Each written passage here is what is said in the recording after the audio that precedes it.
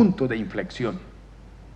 Llegaron a su mayor capacidad, llegaron a su mayor tope, pero eso nos hizo que hiciéramos un alto, nos preguntáramos qué nos está pasando, para dónde vamos, esto no puede seguir, esto no puede pasar.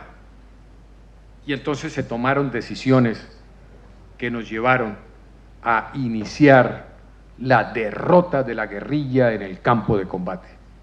Ahí en la época de los 90, cuando más duro nos dieron, cuando más golpes recibimos, cuando estábamos en el momento de mayor dificultad, fue cuando el Estado colombiano, el gobierno colombiano, las instituciones, pero lo más importante, la sociedad, que decía, no aguantamos más, esto no puede seguir.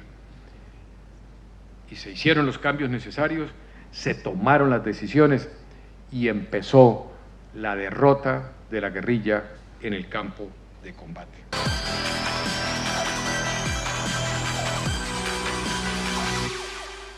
Era el general Jorge Mora Rangel, una de las principales figuras en Colombia, un ícono de la lucha en contra de la inseguridad, y lo ha dicho él, lo han escuchado ustedes, amables televidentes. La derrota de la sociedad, ha tenido como protagonista a la sociedad, ha tenido como protagonista al gobierno, ha tenido como protagonista a las fuerzas públicas en un momento de muchísima debilidad. Seguimos esta noche el debate, ahora con la presencia del doctor Rafael Filisola. Buenas noches, doctor, ¿cómo está? ¿Cómo le va? ¿Qué tal, Sebastián? Muy buenas noches, un gusto participar de este espacio. Al contrario, muchas gracias por aceptar la invitación. Quiero empezar, doctor, con una de las partes que me pareció más significativas del general Mora Rangel cuando dice, iniciamos un diálogo para propiciar el combate a la inseguridad. ¿A usted le parece que estamos en condición de iniciar algún tipo de diálogo en este momento con respecto a un tema tan clave como... Solamente por darle un dato, estoy leyendo una serie de encuestas que hacen un promedio. El 90% de la población dice que la inseguridad es el mayor problema, doctor. ¿Le parece a usted que estamos en condiciones de afrontar a través de un diálogo, o por lo menos iniciar un diálogo para, no sé, transformar nuestro concepto sobre la inseguridad? Mira, yo creo que el gran problema es que se perdieron todos estos años en los que justamente no se inició lo que debía haber sido un debate nacional sobre la situación del país.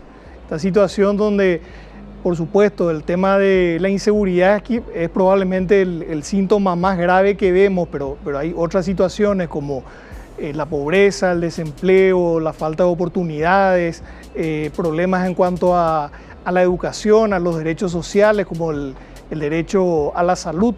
En fin, una serie de condiciones que hace que hoy nos estemos preguntando si Paraguay puede seguir en esta situación, si no estamos viviendo una situación muy parecida a la que se dio en México, por ejemplo, donde en un momento determinado no se tomaron, hace, qué sé yo, 20 años, no se tomaron las decisiones correctas y hoy México lleva llorando unas 200.000 muertes por causa del narcotráfico y de otras formas de crimen organizado. Ahí le quiero hacer un alto ahí, doctor, le quiero decir, esta publicación es del Washington Post. El 9% de la marihuana de consumo mundial, no lo digo yo, no se enojen conmigo, enójense en todo caso en el Washington Post, está producida en Paraguay. Sí. Eso nos lleva a que todo lo que intentamos vender por un lado de buena imagen del país, que yo no digo que sea malo, pero tenemos esta contracara que nos golpea muy fuerte del lado de tanta permisividad de que estos grupos estén operando. Bueno, Paraguay es uno de los principales productores de marihuana en el mundo.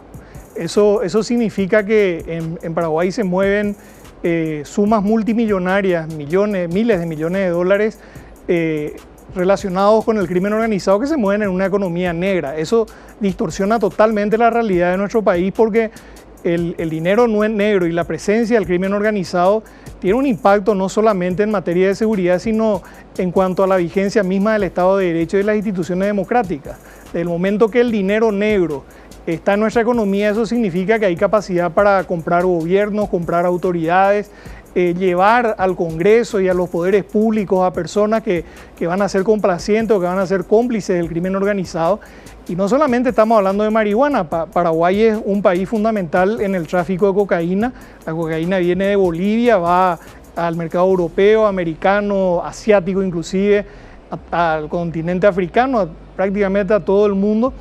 Y también está el tema del lavado de dinero que en todos los informes internacionales que se publicaron últimamente, justamente Paraguay aparece como un punto clave en lo que hace al lavado de dinero, que es finalmente la parte más importante del crimen organizado, porque normalmente cuando se habla de crimen organizado se le ve al sicario, se ve el asesinato, se ve los actos de violencia, pero finalmente estos son los soldados del crimen organizado. La parte más importante del crimen organizado está mucho más arriba, está donde se lava el dinero, están las personas que lavan el dinero, que se quedan con el dinero. Hay una estimación de que el crimen organizado mueve en el mundo, el narcotráfico puntualmente, para no ir más allá, algo así como 400.000 millones de dólares. Así que eso nos da una idea del poder que ellos manejan y de la capacidad de hacer daño que tienen.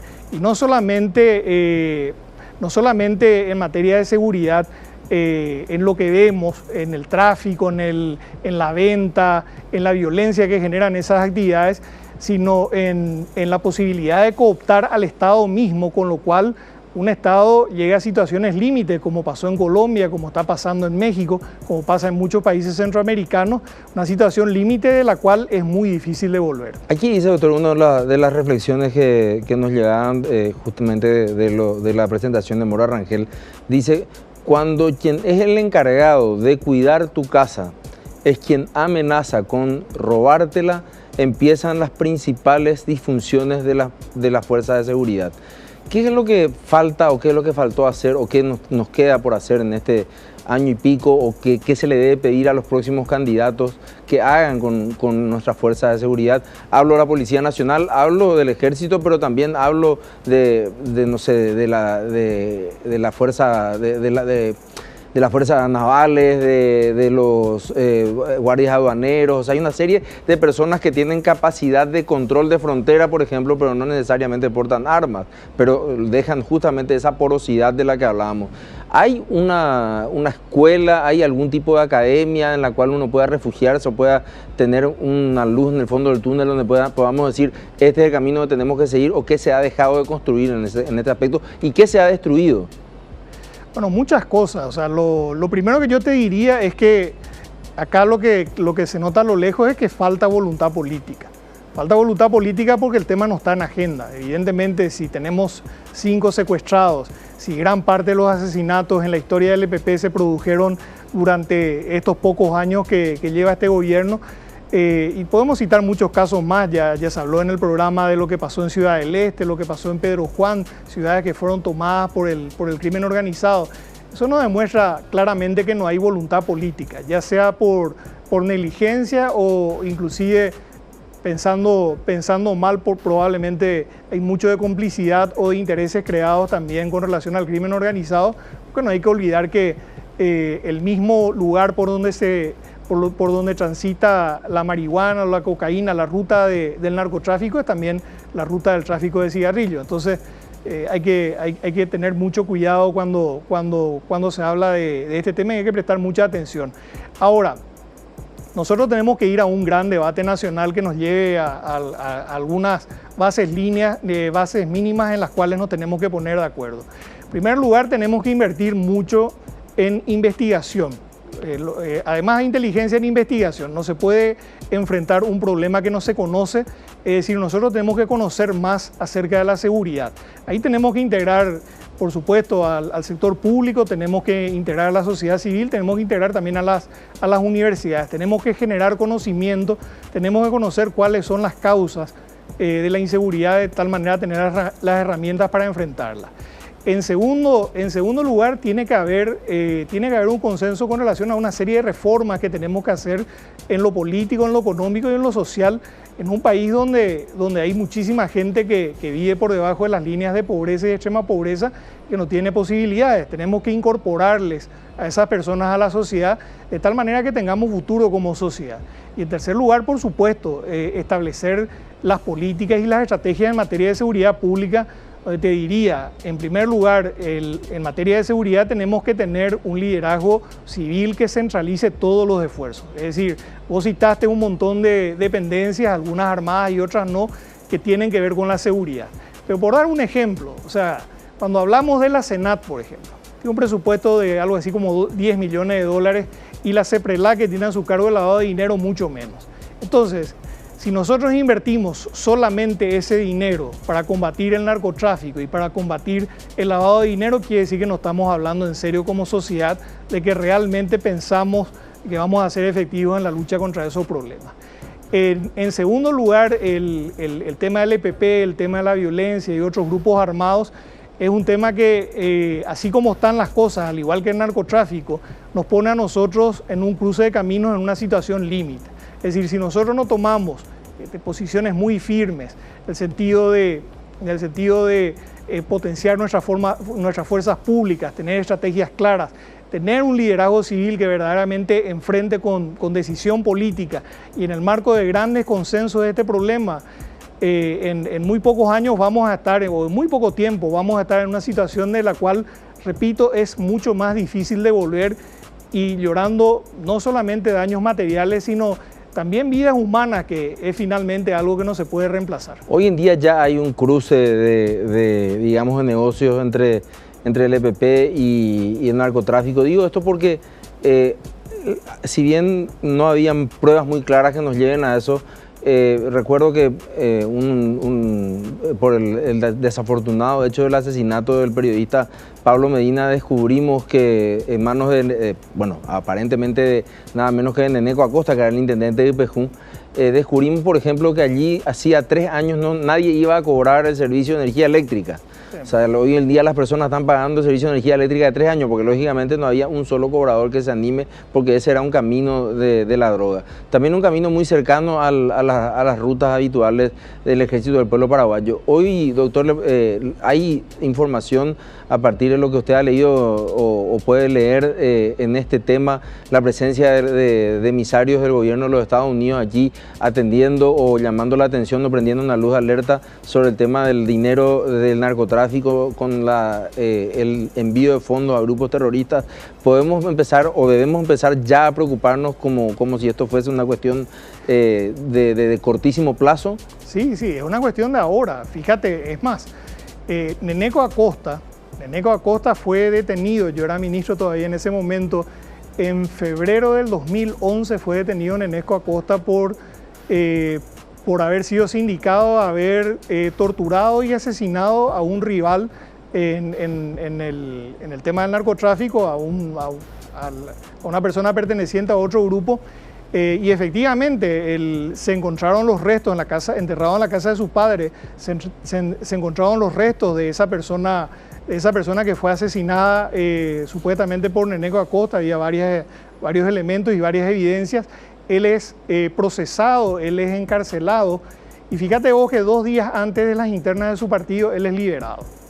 Y a partir de ahí nunca más vuelve, a pesar de que la Fiscalía presentó una acción de inconstitucionalidad para que él vuelva a ingresar a la prisión, él nunca más fue detenido. Posteriormente... ¿Esa acción nunca se resolvió? Esa acción nunca se resolvió y te puedo dar los nombres inclusive de los ministros, Fretes, Núñez y Módica. Había 2, y creo que tardaron 1 año y cada ministro tuvo varios, el que menos tuvo fue Núñez. Pero Fretes y Módica tuvieron durante más de medio año, tuvieron cada uno el expediente.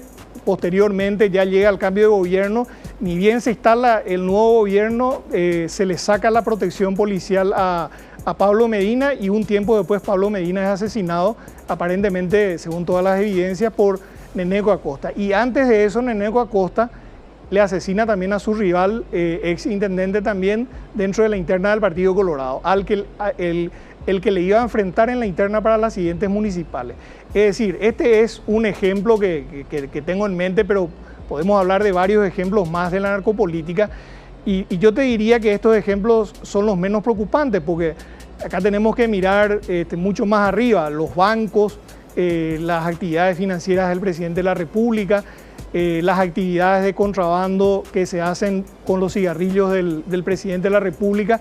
Y fíjate vos que es el mismo corredor, el corredor de la droga, el corredor del tráfico de armas, el corredor del contrabando de cigarrillos y el corredor por donde se mueve el EPP, coinciden geográficamente. Entonces uno dice, si se debe proteger el negocio del contrabando de los cigarrillos, obviamente cómo se va a enfrentar otros negocios ilícitos que se desarrollan en la misma área geográfica. Por último, doctor, ¿qué nos espera entonces en estas próximas elecciones con esta debilidad institucional?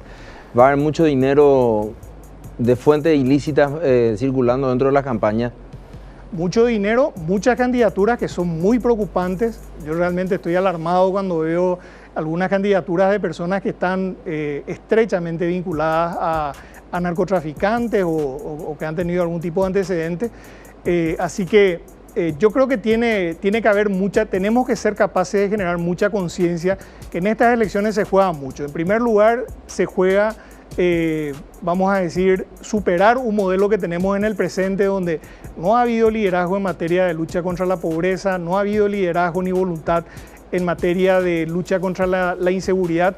No ha habido voluntad política real de hacer cambios verdaderos, sino más bien de hacer negocios a costa del Estado. Así que tenemos que, y también un modelo caracterizado por la vinculación entre crimen organizado y poder político. Yo creo que la sociedad, más allá de que el colorado que vote por una opción diferente dentro de su partido, los demás partidos tratemos de unirnos y llegar a consensos. Pero más allá de todo eso, aparte de superar este modelo derrotando electoralmente al sector político que representa al actual presidente de la República, más allá de todo eso y ojalá que podamos lograr eso y que aquellos candidatos apoyados por el narcotráfico no sean elegidos, más allá de todo eso, nos queda una gran tarea que es como sociedad tener un gran debate nacional donde vamos a estar con un país más inseguro, más empobrecido, con una deuda enorme que nos va a limitar muchísimo.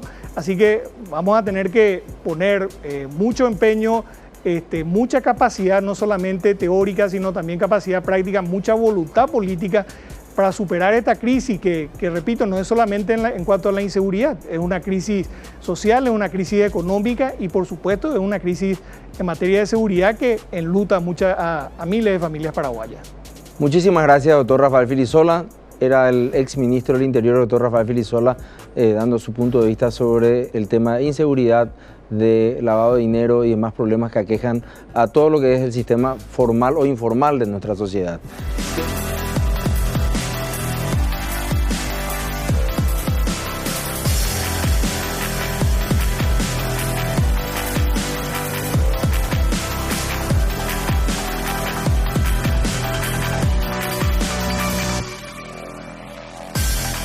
Estos rostros que veían, queridas amigas, queridos amigos, son rostros de personas que han sufrido cautiverio. Algunas de ellas no regresaron a sus casas. Las familias las siguen llorando. Algunos de ellos todavía están en aparente cautiverio, sus familias no saben nada de ellos. A esto nos ha conducido este grupo armado autodenominado Ejército del Pueblo Paraguayo y la aparente incapacidad o falta de inteligencia de poder enfrentar una cuestión de seguridad tan crucial como es la inseguridad en el norte del país. En un pequeño cuadrado de unos cuantos cientos de kilómetros cuadrados, en donde aparentemente es una zona liberada, no se quiere entrar, no se puede entrar, es muy difícil determinar el porqué, pero las raíces son muy profundas y las hemos hablado hoy aquí. En primer lugar, el sistema de financiación general, el sistema de control de activos, es un tema que sufre de una profunda debilidad en nuestro país. La Secretaría de Prevención de Lavado de Dinero no tiene la infraestructura básica mínima para poder controlar cuántos son los giros. Yo estoy seguro que ustedes se están planteando que cuando van al banco, usted señor, usted señora, que está trabajando en un pequeño comercio, tiene que declarar hasta lo último que va a comprar o que va a depositar o la moneda que está comprando. Sin embargo, aquí se ha movido, según el Global Financial Integrity, una página que se encarga de este tipo de estudios, al menos 4.000 millones de dólares entre los años 2008 y 2012. O sea, esos son números patentes, lo han publicado en medios ya de prensa escrita a nivel paraguaya, con Prodesarrollo Paraguay. Estamos realizando todos los años un estudio de economía informal donde señalamos anualmente que esta está en torno al 40% del total del Producto Interno Bruto. Estamos hablando de 12.000 millones de dólares. Y estamos hablando de que la economía informal, lógicamente, empieza con un hecho de contrabando aislado de aceite. Ustedes saben que hay 70 marcas de aceite en las esquinas, para tener una idea. 70 marcas de aceite en las esquinas. Hay más de 15 marcas de jugos y golosinas. Hay más de 7 marcas de blanqueadores o jabones o detergentes y demás. Todos metidos de contrabando. Y uno dice, si estoy hablando apenas de una persona que está allí, ¿qué puede significar eso? El tema es que esas rutas, y este es un estudio que lo hemos hecho con la Universidad Autónoma de San Luis de Potosí, esas rutas se convierten después en rutas de narcotráfico. Hoy en día América Latina, para que tengan una idea, es el continente más violento del mundo. El 39.6% de los homicidios que se cometen en el mundo se cometen en América Latina, donde apenas vivimos el 8% de la población mundial. Este es un estudio hecho, como les decía, por el profesor Juan Mario Solís. Si nosotros vemos, nuestro país todavía no sufre, entre comillas, de una epidemia de violencia, como diría la OMS, donde se toma a partir de 10 muertes por cada 100.000 habitantes. Estamos ahí en 9.6 en más cuestiones. Pero lo que es muy interesante, que escribió el doctor Solís Delgadillo, que estuvo aquí en Paraguay varias veces estudiando el caso, es que si tomamos el departamento de Amambay como tal y como unidad política, la cifra es aterradora. 69,9 muertos por cada 100.000 habitantes. Es decir, que la violencia no está lejos de nosotros, la violencia no la queremos ver. O la violencia está en un mundo paralelo en el cual nosotros decidimos no participar. Y digo nosotros los que estamos viendo este programa, y quizás muchos que sí están viendo este programa y que también sí participan de ese otro mundo. Ese mundo paralelo es un mundo peligroso, es un mundo que está lleno de aventuras que muchas terminan con la muerte de las personas. Los 3 países más violentos del mundo no están en África ni en Asia. No es Siria, es Guatemala, es Honduras, El Salvador, están en América Latina, Venezuela, Belice. ¿Por qué? Porque el narcotráfico lo ha teñido de violencia. Y el narcotráfico es la cadena final, quizá el eslabón final de una cadena que empieza con un pequeño acto de violación de la ley. Espero que el programa de esta noche les haya servido o nos haya servido a todos para reflexionar y que cada acción que hagamos a partir de hoy pueda ir acortando la cancha a quienes quieren jugar fuera de ella o jugar con reglas en las cuales la violencia es la moneda de cambio.